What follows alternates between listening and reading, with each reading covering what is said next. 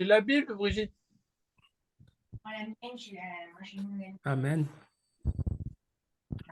Oh.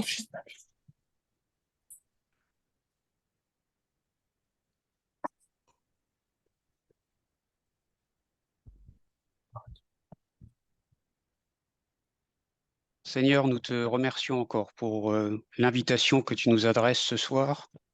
Nous sommes heureux de nous réunir en famille, une famille que le monde ne connaît pas, mais les liens qui nous unissent sont au-delà de ce que nous pouvons vivre dans nos familles au sens naturel du terme. Nous te remercions pour l'unité de l'esprit. Nous te remercions pour toutes choses, Seigneur. Nous te remercions pour les bons moments comme les mauvais moments, parce que tu permets des choses qui sont parfois désagréables, mais ce n'est jamais pour nous détruire, c'est simplement pour nous apprendre, nous enseigner, contribuer toujours à notre édification, parce que ton dessein est de nous rendre inébranlables. Et ce qui est inébranlable est éprouvé en l'ébranlant. C'est pour ça que nous sommes secoués, que nous traversons aussi des tempêtes, Seigneur. Et c'est là pour vérifier l'authenticité de notre foi, de notre assurance qui doit demeurer ferme en toi, Seigneur, quoi qu'il arrive. Alors nous te remercions encore pour le temps que nous allons passer ensemble ce soir dans le partage et l'étude de ta parole et également l'intercession. Nous te prions de prendre la place, la direction de ce qui va être partagé, afin que toi, tu sois glorifié seulement et personne d'autre. Au nom de Jésus, Père éternel. Amen. Amen. Amen. Amen. Ouais, tu nous avais dit Romains, c'est ça? Ouais, Romains chapitre 7. Ah, d'accord. Voilà, ce sera essentiellement le passage là. Et puis après, j'aurai une présentation que j'ai eu le temps d'un pour vous montrer ça.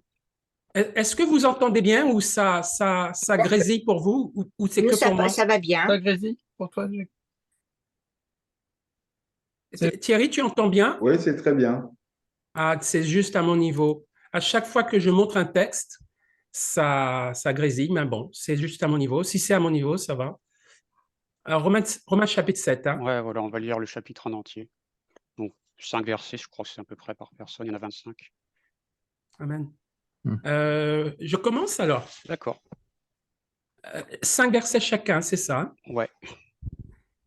Ignorez-vous, frères, car je parle à des gens qui connaissent la loi, que la loi exerce son pouvoir sur l'homme aussi longtemps qu'il vit. Ainsi, une femme mariée est liée par la loi à son mari tant qu'il est vivant. Mais si le mari meurt, elle est dégagée de la loi qui la liait à son mari. Si donc du vivant de son mari, elle devient la femme d'un autre homme, elle sera appelée adultère. Mais si le mari meurt, elle est affranchie de la loi, de sorte qu'elle n'est point adultère en devenant la femme d'un autre. De même, mes frères, vous aussi, vous avez été par le corps de Christ mis à mort en ce qui concerne la loi, pour que vous apparteniez à un autre, à celui qui est ressuscité des morts, afin que nous portions des fruits pour Dieu. Car lorsque nous étions dans la chair, les passions des péchés provoqués par la loi agissaient dans nos membres, de sorte que nous portions des fruits pour la mort. Mais maintenant, nous avons été dégagés de la loi, étant morts à cette loi pour laquelle nous étions retenus, de sorte que nous servons dans un esprit nouveau et non selon la lettre qui a vieilli. Que dirons-nous donc? La loi est-elle péché? Loin de là. Mais je n'ai connu le péché que par la loi, car je n'aurais pas connu la convoitise si la loi n'eût dit « tu ne convoiteras point ».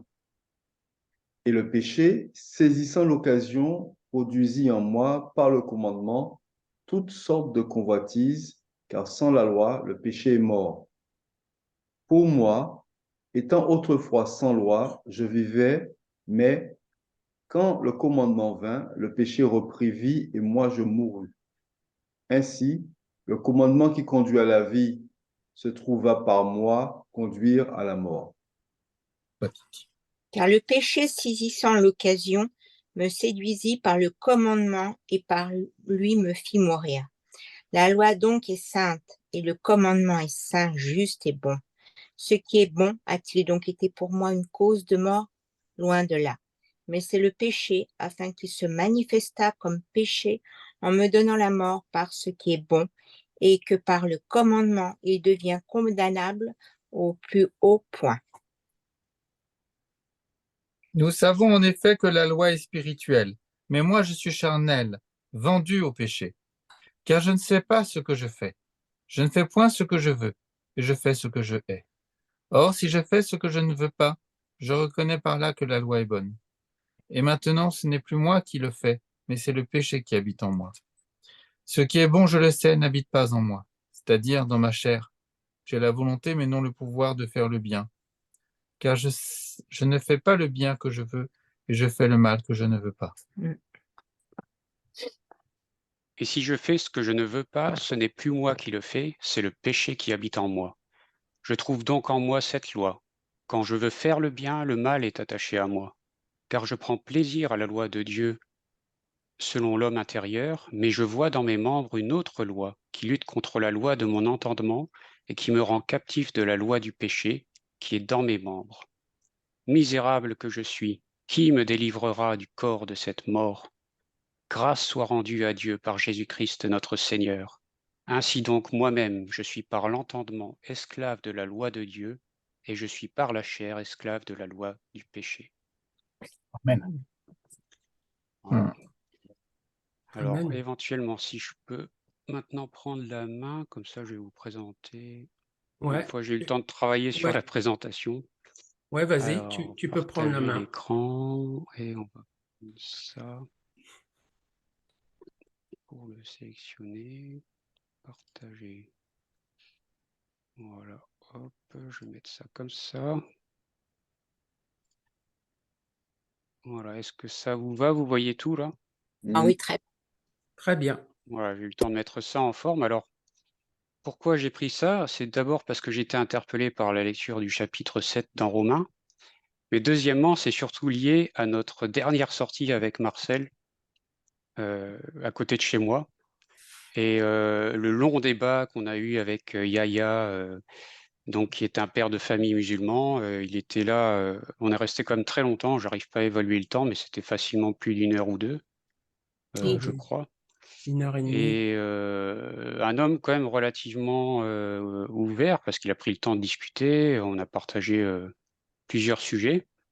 Et en fait, on s'est rendu compte en discutant avec lui que le problème central, c'était Jésus-Christ et son œuvre par rapport à toutes ces notions de foi, d'œuvre, de péché. Donc, ça m'a interpellé. Je me suis dit, bon, peut-être que si on partage là un enseignement comme ça, sous un format qui est vidéo, ça peut être éventuellement quelque chose qu'on peut réutiliser et partager à l'avenir, sachant qu'on n'arrive pas toujours à inviter les gens à la lecture directement de la parole. Et je me dis, voilà, peut-être que ça peut faire un support pour une fois prochaine.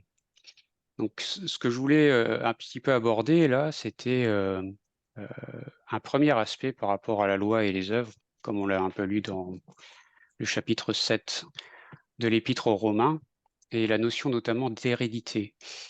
Parce qu'en fait, on se rend compte que un seul homme qui au départ pêche suffit à nous transmettre la nature transgressive, justement. Et cette loi du péché, dont nous sommes des héritiers par défaut, dès la naissance. Donc il y a une forme de singularité dans cet héritage. Il suffit d'une fois et on est qualifié de pécheur. Et ça, si on le transpose dans un exemple un petit peu d'un tribunal, voilà, il y avait des gens qui vont se défausser facilement en disant mais moi j'ai volé simplement une fois quand j'étais petit, j'avais 5 ans, c'était des bonbons dans une boulangerie. Et puis après, le reste de ma vie est propre. Et en fait, ça ne marche pas avec Dieu, ça. Parce que si je prends un autre exemple plus frappant, si je suis violeur, que j'ai violé une fois une femme, le juge ne pourra pas me laisser partir juste parce que j'ai fait une seule fois ça dans ma vie. Donc en fait, en fonction de la transgression, c'est plus parlant pour nous, mais pour Dieu, toutes les transgressions sont sur un même point et il suffit d'une petite faute pour que nous soyons pécheurs. Donc ça, c'est la première chose. Face à ça, on a un humain, Dieu fait homme, Jésus-Christ, qui lui a été pleinement obéissant selon les commandements de Dieu dans son humanité quand il est venu sur terre. Il avait pleinement la nature divine, le Saint-Esprit sans restriction. C'était vraiment la loi de l'Esprit qui était à l'œuvre pleinement en lui et pas la loi du péché, comme nous l'avons découvert dès notre naissance. Et finalement, il y a à la fois une singularité, mais aussi une pluralité, parce que quand Jésus-Christ est venu dans son humanité, il a été obéissant, mais dans tous les aspects de la vie d'un être humain. Ce n'est pas seulement l'obéissance à un commandement en particulier, donc on voit que la proportion, elle est différente. Quand je pêche, il suffit d'une faute pour me faire de moi un pécheur, alors que quand j'obéis à Dieu, il faut que ce soit tous les détails. Je ne peux pas seulement obéir une fois et être justifié par une seule façon de faire ou un seul commandement. Donc c'est assez intéressant de voir le conflit qui est entre la loi du péché et la loi de l'esprit à cet égard-là. Et donc je rappelais juste en bas de la diapo ce verset qu'on connaît bien, qui parle de la désobéissance et donc qu'on est pécheur par la désobéissance d'un seul homme et on est rendu juste par l'obéissance d'un seul homme.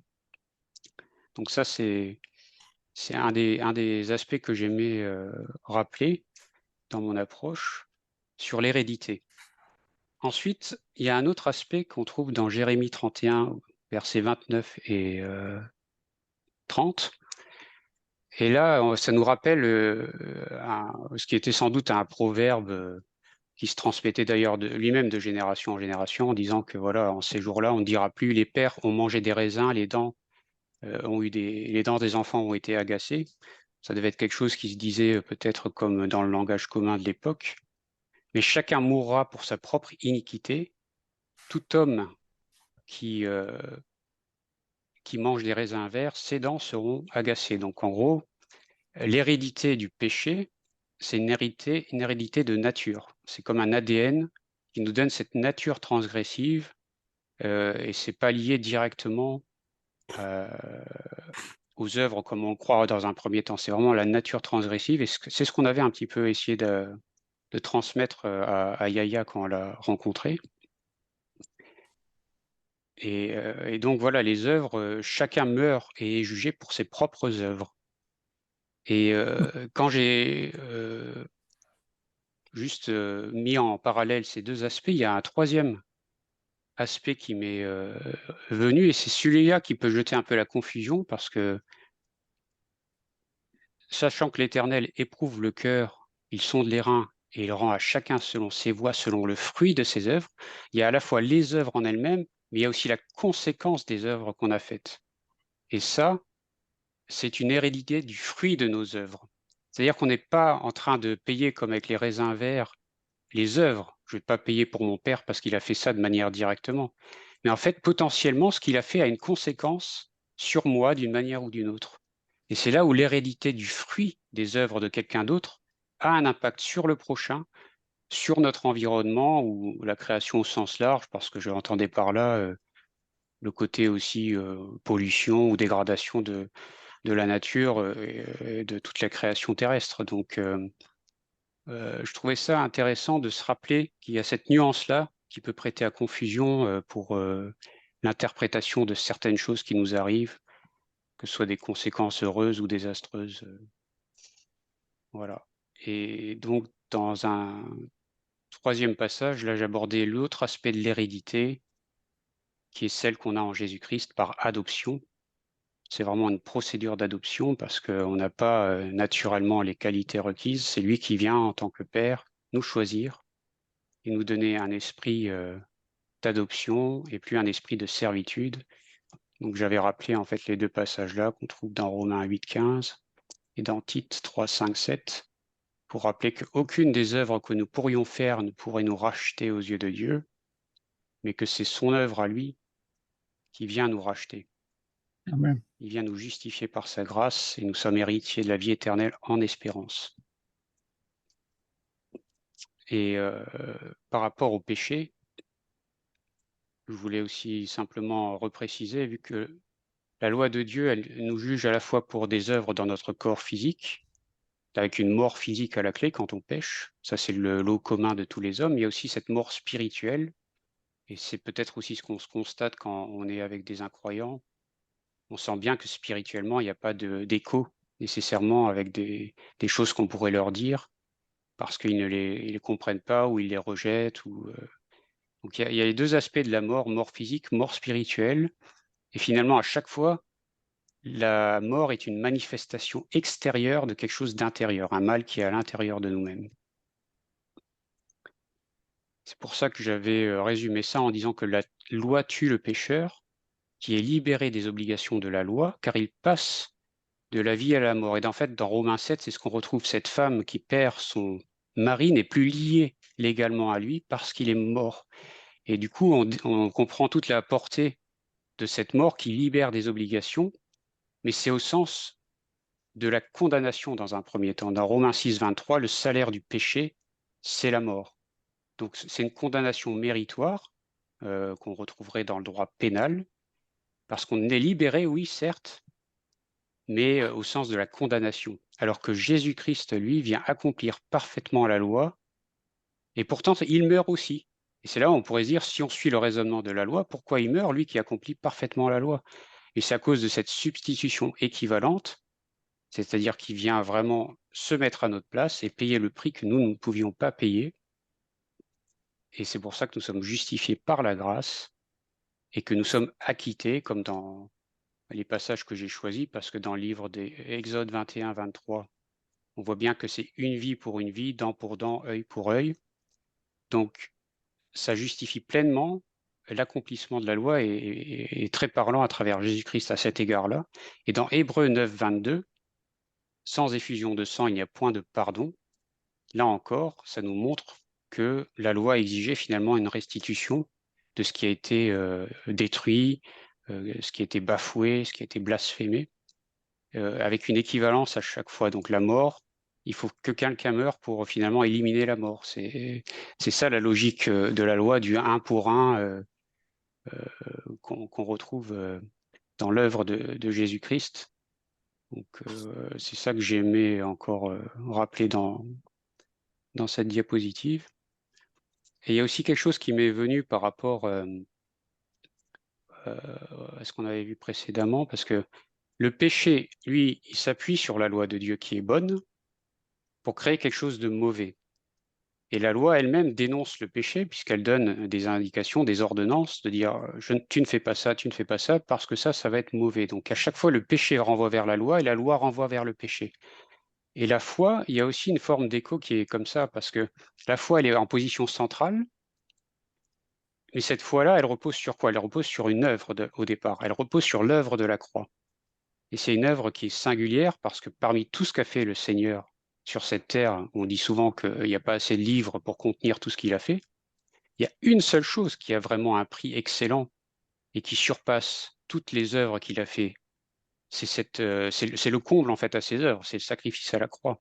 C'est pour ça qu'il y a vraiment un agencement, parce que moi, tous ces débats entre les œuvres et la foi, j'aime bien parce que chacun tire un peu la couverture dans un sens, mais des fois, on n'arrive pas à avoir cette synthèse claire que j'essaye peut-être d'avoir ce soir aussi pour faire comprendre quelle est la nature de la logique de Dieu, en fait, dans toutes ces choses. Donc, la foi repose sur une œuvre, celle de la croix, et une fois qu'on a cru, là, on est justifié et on peut faire des œuvres de la foi et plus des œuvres comme nous, on l'aurait fait au départ, les œuvres de la religion. C'est ça aussi qui est important parce que notre foi à nous, c'est la seule qui défend cette perspective-là. Toutes les autres religions, le bouddhisme, les musulmans, euh, toute autre religion va justifier les gens par des œuvres et nous, c'est pas le cas. Nous, justement, c'est parce qu'on a été justifié qu'on peut produire des œuvres derrière. Et c'est pour ça que j'opposais aussi la notion de singularité et de pluralité, parce qu'à cause d'une seule œuvre du Christ, nous, on peut en faire une multitude derrière, des œuvres de foi en abondance. Il y a mille et une façons de bénir notre prochain autour de nous grâce à lui. Et l'œuvre qu'il a fait est physique, parce qu'il s'est donné physiquement sur la croix, et elle est spirituelle, puisque sa mort et sa résurrection permet que, suite à son ascension auprès du Père, le Saint-Esprit nous soit envoyé. Et cela nous permet à nous aussi de faire des œuvres physiques et des œuvres spirituelles au sens pluriel du terme. C'est pour ça que j'ai un peu surligné en rouge dans ma diapo ce parallèle qu'il y a entre l'œuvre de Christ et ce que nous, on peut faire derrière quand on s'appuie sur cette œuvre-là. Et là encore, c'est une manifestation extérieure, toujours d'une guérison intérieure. Donc c'est à chaque fois de l'intérieur vers l'extérieur que les choses se manifestent, que ce soit dans le mauvais ou dans le bon. Et nous, l'œuvre de Christ permet la rédemption du corps et de l'esprit. Et c'est là où Yahya, on n'a pas pu lui transmettre la médiation, la notion de médiation parfaite de Jésus-Christ. Parce que lui, il avait tendance à penser que chacun est responsable pour le péché et chacun va devoir payer à son niveau pour ce qu'il a fait. Mais on a essayé de lui dire que la loi sainte de Dieu nous empêche de faire ça. En fait, on ne peut pas se racheter nous-mêmes. On ne peut pas Ouais. sortir de ce qui est souillé quelque chose de pur. Amen. Et ça, il avait beaucoup de mal à le comprendre. Et là, justement, Jésus-Christ, il est là pour ça, parce qu'il est pleinement homme et il est pleinement Dieu. Donc, il est le médiateur parfait. Et ça, il ne voulait pas le recevoir. Donc, on sentait vraiment qu'il y avait un blocage chez lui. Et là, le meilleur passage que j'ai trouvé pour résumer ça, là, je me suis dit, mais la parole de Dieu, qu'est-ce qu'elle est belle, parce qu'elle décrit les choses de manière tellement simple et parfaite qu'il suffit juste de la lire pour se laisser convaincre et voir qu'on est complètement incohérent dans notre raisonnement. Donc, je voulais conclure sur ça, sur Romains 9, 27, 33. Et ça aurait été quelque chose de pertinent si on avait eu le passage tout de suite sous les yeux pour le partager à Yahya. Il est écrit, Ésaïe, de son côté, s'écrie au sujet d'Israël quand... hop, je vais le reprendre en petit format parce que je n'arriverai pas à lire, j'ai l'image des vidéos qui sont à côté, avant que j'arrive à le réduire. Ouais, voilà. Ésaïe, de son côté, s'écrie au sujet d'Israël, quand le nombre des fils d'Israël serait comme le sable de la mer, un reste seulement sera sauvé, car le Seigneur exécutera pleinement et promptement sur la terre ce qu'il a résolu. Et comme Ésaïe l'avait dit auparavant, si le Seigneur des armées ne nous eût laissé une postérité, nous serions devenus comme Sodome, nous aurions été semblables à Gomorrhe. Que dirons-nous donc? Les païens qui ne cherchaient pas la justice ont obtenu la justice qui vient de la foi, tandis qu'Israël, qui cherchait une loi de justice, n'est pas parvenu à cette loi. Et là, à la place d'Israël, on pourrait mettre n'importe quelle religion à la place, n'importe quel peuple. Pourquoi? Parce qu'Israël l'a cherché non par la foi, mais comme au provenant des œuvres. Ils se sont heurtés contre la pierre d'achoppement, selon qu'il est écrit, « Voici, je mets en Sion une pierre d'achoppement et un rocher de scandale, et celui qui croit en lui ne sera point confus. » Amen. Et ça, c'est Jésus-Christ, c'est la pierre d'achoppement. Les gens ne veulent pas recevoir le Christ. Comme disait Thierry la dernière fois, le seul qu'on reconnaît, le seul vrai Christ, celui qui est stigmatisé, qui porte les marques de son don à la croix, c'est celui-là qu'on rejette. Donc voilà, moi c'est ça qui m'a interpellé en repensant à Yahya, et je me suis dit voilà, ça c'est une présentation des choses que j'aimerais lui faire, parce que lui nous a sorti des vidéos TikTok très rapides avec des débats de pseudo-imams africains et qui font des battles en fait sur Internet, mais il n'y a pas de débat de fond, il n'y a pas d'inclinaison de cœur pour rechercher la vérité et laisser la parole. C'est tout de suite bâcher l'autre, couper la parole et affirmer des arguments sans les démontrer. Donc voilà, c'est un peu ce qui ressort de cette dernière sortie qu'on avait eue ensemble. Et j'en avais fait un petit résumé. Bref, voilà. Amen. Mais vous Gloire à auriez Dieu. l'occasion de retourner voir ce monsieur? Oui, on a certainement l'occasion de le faire, hein, je pense. Alors justement, Vous c'est avez bien. ses coordonnées? Bien sûr. Ah Oui, ouais, oui. très Oui, bien. on a on sait où il habite, puisqu'on a fait ça en porte-à-porte. Donc, il n'est pas Mhm. très loin de chez moi, derrière. Et c'est un magnifique sujet de prière, en tout cas, pour faire ce lien. Voilà. Yahya, il s'appelle. Ouais. Yahya. Ça veut dire Jean-Baptiste, en plus, Ah, en arabe. Donc, dis donc. il nous disait, moi, je suis plus chrétien que vous. Ça m'a fait sourire, parce qu'il n'a pas trop su ce qu'il disait sur le moment, je pense. Mais, Ouais. Oh, gloire à Dieu. Pas voilà. qu'à ça, hein, Sur un Yahya. plan formel ou juste le nom, quoi. Mais le Mais nom ne suffit pas. C'est ça. Gloire à Voilà ce Dieu. que je Hein. me dis, on a tout un argumentaire, en fait, on a toute la connaissance. Bon, c'est vrai qu'en porte-à-porte, on ne peut pas dégainer un aussi beau message, bien présenté et tout ça, sauf pour ceux qui sont intéressés. Mais en tout cas, moi, ça m'a Ça m'a rappelé ça en lisant l'Épître aux Romains. Ça colle bien au personnage. Oui. Puis c'est pas à pas, hein, de toute façon, pas à pas que cette révélation, cette conviction peut venir. Chez les autres, c'est en les menant pas à pas. C'est vraiment profond, intéressant, hein, ce que tu nous partages là. Ça m'a rappelé